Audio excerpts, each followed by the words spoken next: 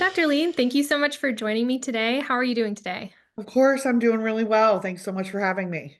Good. I'm really looking forward to this conversation. Today, we are going to be talking all about digital well-being, and we're going to be picking your brain because you are the expert here about how parents, including myself, how parents of young children can really engage with technology and media in a way that is healthy and a way that supports their whole family's well-being. Before we dive into kind of more about this project and more about the initiative and the resources that we're making, I would love for you to just introduce yourself and tell us a little bit about your work because I think it's super interesting and I had never heard of it before. So tell us about yourself and maybe what a day in your work life might look like. Sure. I'm Dr. Stephanie Lee and I work with kids and families. I mostly work with parents and help them to manage problem behaviors. I provide a lot of therapy in a specific domain that's called parent-child interaction therapy or PCIT, which is literally when parents wear a bug in their ear and get coached on how to learn how to play and how to engage with their child in a really healthy way, and then also how to set boundaries with their child in a very specific and consistent way. So I do a lot of individual work with kids and teens as well, but certainly my wheelhouse is helping parents to get through the conflicts of the daily grind and to solve problems collaboratively and that type of thing. Yeah, I think it's so interesting. My husband and I were at dinner last night with having a hard time with the kids, and I was like, I wish Dr. Stephanie was in my ear. I wish she was helping me here. I think it's Often families will tell me that they can hear me in their ear even when I'm not with them, which is a good sign. It means that the skills are generalizing in the way that we want. awesome. Well, I hope you can kind of impart some of that wisdom in our conversations today. So, just a little bit about me for everybody listening. My name is Tara Wright, and I'm a content creator at Sesame Workshop. So, I make resources for young children, for parents, for providers, and educators who might support those families. So, my work really runs the gamut. But as I said, I'm approaching this conversation not only as a content creator and really striving to glean tools and tips for families, but I also am personally invested. I'm a mom to three little boys, 6, 3, and 2. So I'm in the thick of it as well, and I need all of these strategies. So I'm really eager to talk about all of this stuff with you. Um, so I think before I dive into the initiative, I want to just ask sort of a baseline question about whole family well-being. So what does whole family well-being mean to you? Like, what does it look like or feel like and sound like when a family is really thriving and in a state of well-being? I think whole family well-being really depends on the culture of the family, right? Generally, though, it's a family that values their time together. They find enjoyment in each other. They work to take care of each other's physical and emotional and spiritual well-being and health, right? They're connected. It's going to look and sound and feel differently depending on the family, of course. For some, it's going to seem organized and calm, and for others, it may sound and feel a little more frantic, like managed chaos, right? Mostly, though, you want it to sound collaborative, feel like the family's well versed and comfortable solving problems together because problems come up in real life. And that's how, it's not what you do with plan A, it's how you manage plan B in certain circumstances. Family members should be considering each other's input. We're looking for parents who are engaged and present. And I might be a little biased, but it likely includes some giggling and some laughter and from, other signals that indicate that family time is valued and appreciated. I love that. That's encouraging that it's not necessarily really calm and organized because I would say my family, for instance, isn't super calm and structured, but we are pretty collaborative. So that's hopeful. I'm curious how you think digital well-being, maybe a family's media or technology use, can affect the overall well-being of the family. Yeah, I mean, digital well-being is like any other important aspect of family life, right? It should be part of things, and it certainly needs to be considered in moderation. It needs to be monitored. It needs to be talked about openly, right? We don't want kids and children feeling like they need to go underground with those types of topics. And it needs to be used in conjunction with family values, right? So it should complement or enhance family well-being without interfering. Amazing. I love that you mentioned talking about it openly because that's one of the habits that we are sort of presenting in this initiative. So I'll talk about those briefly because they're going to really lay the foundation for our series of conversations that we're going to have. So when we were tasked with thinking about digital well-being, it was kind of like the Wild West. We didn't really know how to tackle it because, technology is changing so quickly. There are new technologies, new media. There's also just children and families are changing. And how do you address that in sort of a broad swath while also being specific to things like safety and monitoring, as you mentioned. So what we decided to do to approach it is really just setting families up for success. So we know that children and families really thrive on routine, but they also have habits, whether intentional or unintentional, that kind of frame or color their days, give life to their days. So we wanted to use this idea of habits to help families just be successful when they were intentional about these habits. So we have 6 habits that we developed, and those are going to be what we're going to talk about today. And so I'll just briefly go through those. So the first one is C is for choices. So this is about creating awareness of all the daily decisions we make for ourselves and for our children, and whether they involve media or not, and really just determine like the reasons behind them. So I love what you said about complementing a family's values. So I hope we can talk about that. The next habit is noticing. So we're going to be practicing becoming aware of how we feel in different situations, maybe when we're consuming media or using technology, or maybe even not using technology, and really just make choices around those feelings or considering those feelings. The third habit is making connections. And this is like all the ways that we connect. So, whether we're using technology and media to connect with loved ones far away, or if we're watching a movie together, or if we're going offline and really having those in-person quality connections, which I definitely want to get into because I think that is so difficult for so many parents.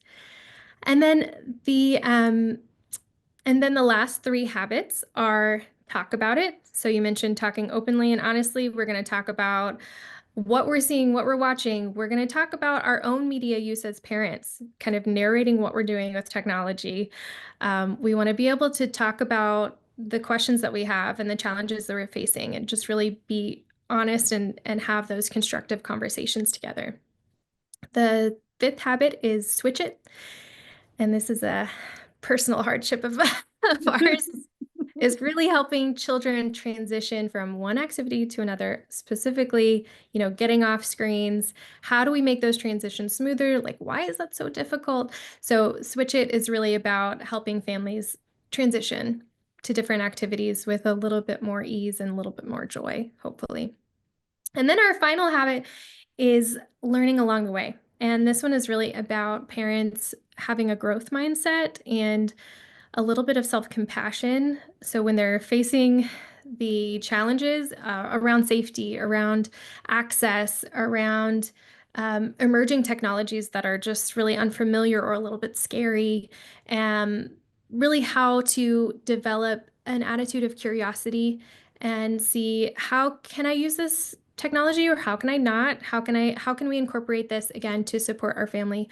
And what are those boundaries that we need to set around it? So those are the 6 habits, and I'm so excited to get into each one of them. But Too. let's take a bird's eye view again, keeping that whole family well-being in mind. And we've talked about kind of how we have routines that are quite intentional, but then we also have habits which aren't necessarily intentional all the time. We might have good habits, bad habits. But how do you think that we can build habits as a family? What does habit building look like? I think that it's really needs to be often it does need to be intentional as a parent or a caregiver. You do really have to reprogram, reset, think about what it is you want to be doing differently and how you're going to accomplish that. Thinking a little bit about what's sustainable for your household on a daily basis and being realistic about the goals or the habits that you're setting for your family or for yourself in some way.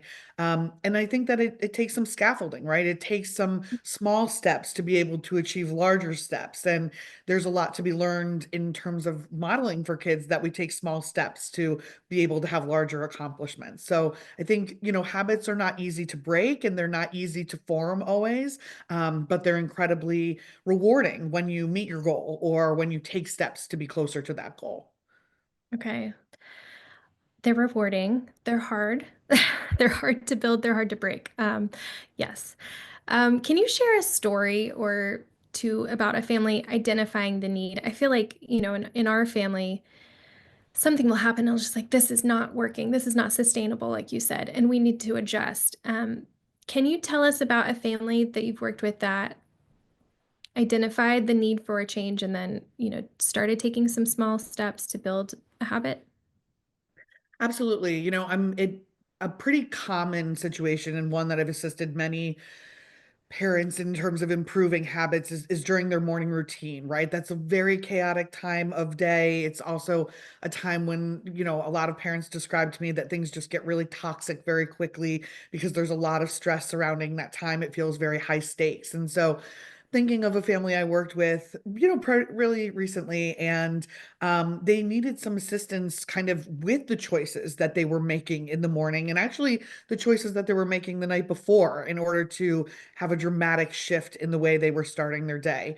Parents had to collaboratively agree that the stress that they were experiencing in the morning, the negative tone that accompanied the morning routine was not only impacting their day, but impacting one of their daughters, transitions to school on a daily basis. And in the process of change, they did a lot of noticing, like you were talking about, really some observation and some data collection, if you will, as to what were the things specifically that were getting in the way, what were the obstacles that were making the morning routine so difficult. Things like inadequate sleep or parents rushing to complete too many tasks in the morning or losing their temper when they were managing their daughter's dysregulation or not approaching it with a lot of empathy, right? And so we had to kind of figure out together what were reasonable expectations for the morning so we could switch it, like you said, right? And do something a little bit different, make some specific changes like, tightening up the night routine so that the child and parents were getting more adequate sleep. And that meant one parent had to agree to go to bed a little earlier so that they could get up a little earlier. And it meant another parent had to be willing to set out the clothes the night before and pack the bags the night before. So there was one less task or two less tasks for them to have to kind of manage in the morning, right? They eliminated the use of screens in the morning, not just for their children, but for themselves as well, because they knew that when they read a work email right from the start of the day, they were going to be stressed, and that work email could probably wait until they were finally on the train or, actually making their transition or had already dropped off their daughter. Um, also streamlining breakfast and being a little bit more mindful and intentional about not asking their daughter to pick up toys from the night before in the morning, that could probably wait until after school, right? Because it's not a new argument that we wanted to start in the morning.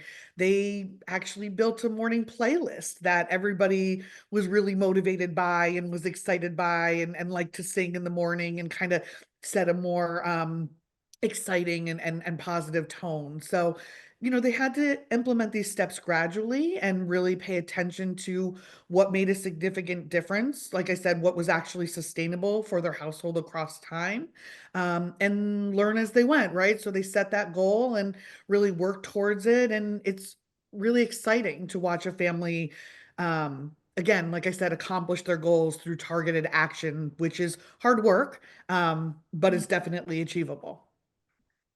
I love that.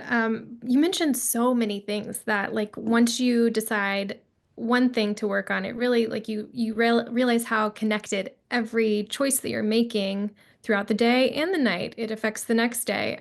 Um, I think that's a really important thing to think about. And when we're talking about these habits, we might be talking about them individually, but really they're all connected. And when we're making progress in one area, it's going to pull the others along with it and kind of uncover more things that you need to do. It feels a little daunting also to make all those changes.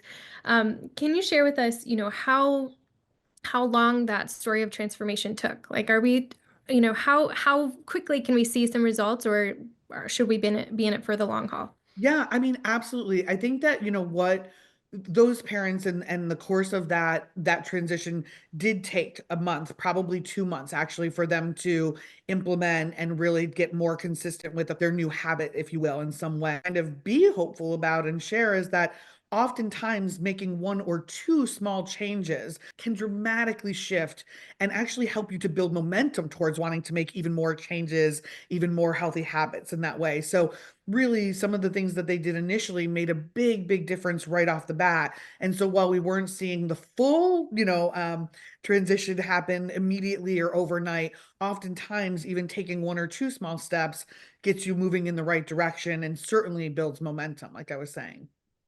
Amazing. Okay, that is definitely hopeful. Before we move on to our first habit and sort of talk specifically about that, I do want to ask also about maintaining habits. Do you have any advice for, once you've got the momentum going, maybe you've got 2 months of all these changes under your belt and you're feeling good, how do you hang on to that positive momentum?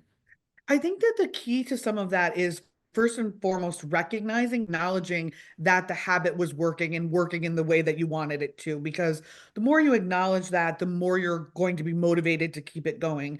I think, in the example I just provided, I was careful to help make sure that the family, had some variety in their morning playlist, right? And so that it wasn't the same songs every morning because I didn't want them to satiate on it. I didn't want them to kind of get too too monotonous in terms of their progress that way. And I think continuing to record and track your progress in some small way doesn't necessarily need to be a full-on data collection, but really continuing to check in and have open conversations, communicate about how you're doing related to each of those goals in some way, shape, or form can be another way of really sustaining it. And I think also oftentimes getting your children involved, right? So that they're also motivated to keep things going and they want to make sure that they're adding to the playlist once a month when the timer goes off and they remember that it's time to mix things up a little bit that way, or celebrating your success as a family. So we've had 2